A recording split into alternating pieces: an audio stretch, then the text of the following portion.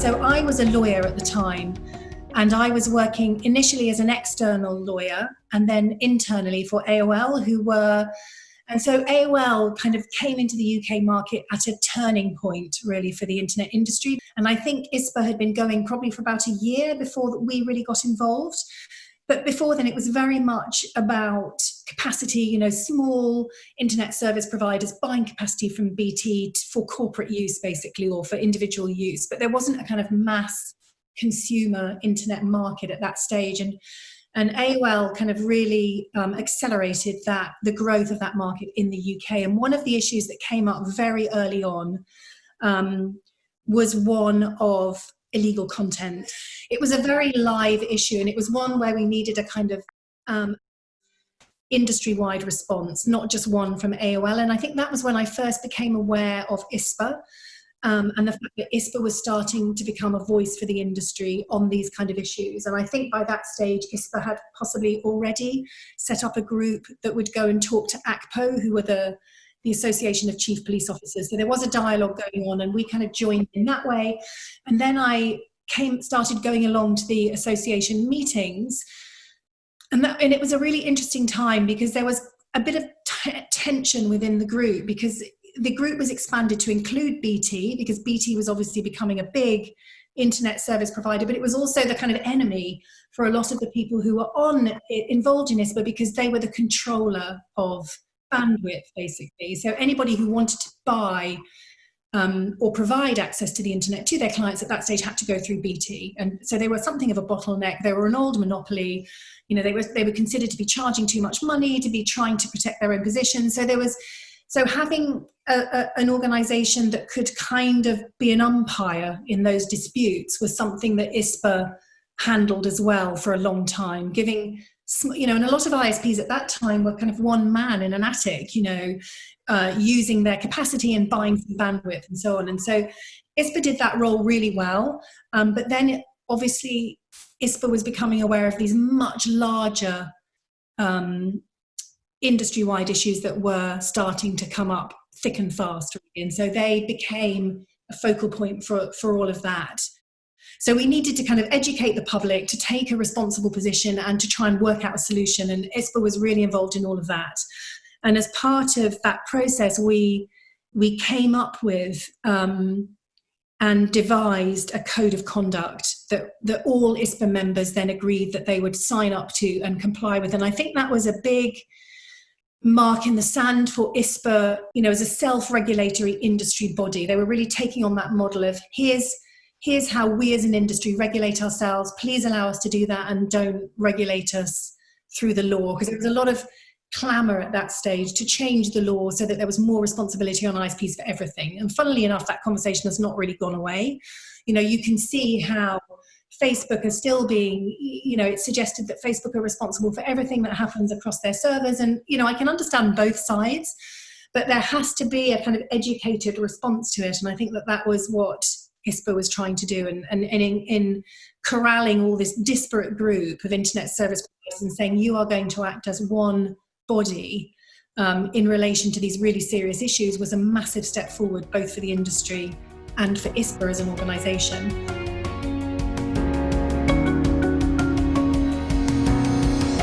I mean, it wouldn't have worked if they didn't represent this, particularly the smaller ISPs against BT, then they would have stopped functioning probably as something valuable at that time, because so many of the issues were clunky pricing issues with BT, and somebody needed to do that job of offering a voice to the smaller ISPs. And in doing that, what they also did was bring those smaller ISPs into all the other issues that were going on, in particular content. And ISPA was an integral part of establishing the Internet Watch Foundation, and of how that organisation grew as a way of controlling content in a way that have allowed ISPs to function without risking criminal responsibility, provided they complied with these procedures. And it also covered all the other issues, because what happened with the commercialization of the internet was suddenly issues such as copyright became a huge deal, with people, sharing stuff over the internet. The ability to copy and infringe people's copyright was enormous. And also the desire of large corporates with a lot of IP to protect very aggressively their intellectual property rights, whether or not that was valid or not, was also very high. So there was a lot of kind of noise about protecting rights at that time. And ISPA's was really at the center of that, in offering a code of conduct that covered criminal content and intellectual property, and also how ISPA members would treat their customers, how they would charge, what they would do if there were complaints procedures. ISPA handled a complaints procedure about ISPs for years. They may still do it. So they were doing this really critical function for a very young industry that was not really known.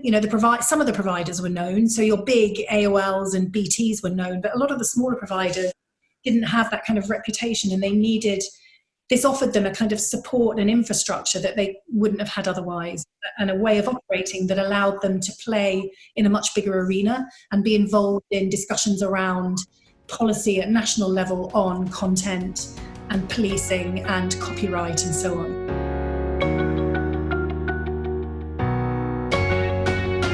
Pretty welcoming. ISPA, Nick is a lot of this was done by Nick at that time. Obviously, he was very much the figurehead of ISPA, and he's he's got the perfect personality for that kind of thing, because he does his research. He had lots of people around him who knew, who were experts in the field. He knew a lot of MPs, and so the door was always wide open. And also MPs and civil, special advisors to government ministers and so on, the door was wide open, because they really did not know a lot about this industry, and particularly the technicalities of how broadband worked, how the internet infrastructure worked. So they needed people. They needed to hear both sides of the story in order to get a full picture. And BT are obviously, had armies of lobbyists who would go in and give their position, and the other ISPs were a kind of bunch of disparate groups. So ISPA provided a really good focal point to bring them together, and then we would issue position papers. So we spent a lot of our meetings talking about, we need a position paper on this and we need a position paper on that, and we would go away and write them. And it allowed bigger organisations like BT for some issues where we were aligned, and then people like myself and FreeServe who had resources to provide that positioning and to allow that to apply to everybody, across the board. So that was really helpful, and as a result we were met with an open door.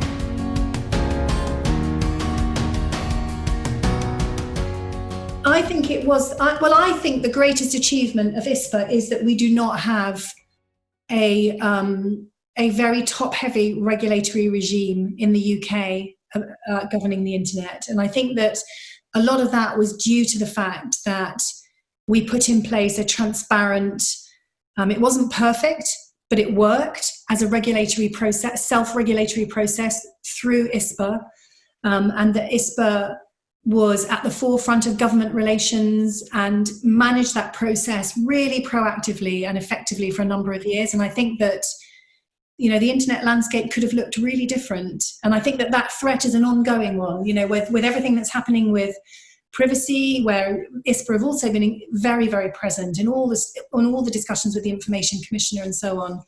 They are in there, always putting the position of the industry and helping arrive at a solution that can meet everybody's needs.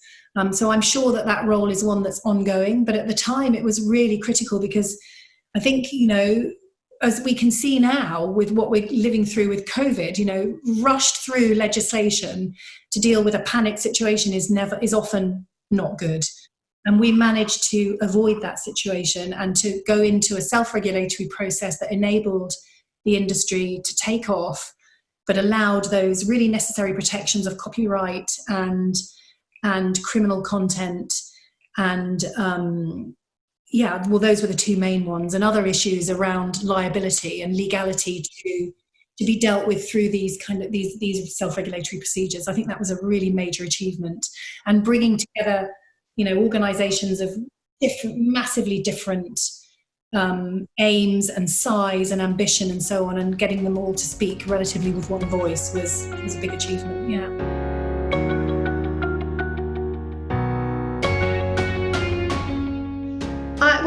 message would be that I look back on my time at AOL and with ISPA with incredible fondness, actually. I think it was one of the most interesting and motivating times. And the ISPA were a big part of that for me with AOL. So I would say well done for a job done fantastically well for the last 25 years.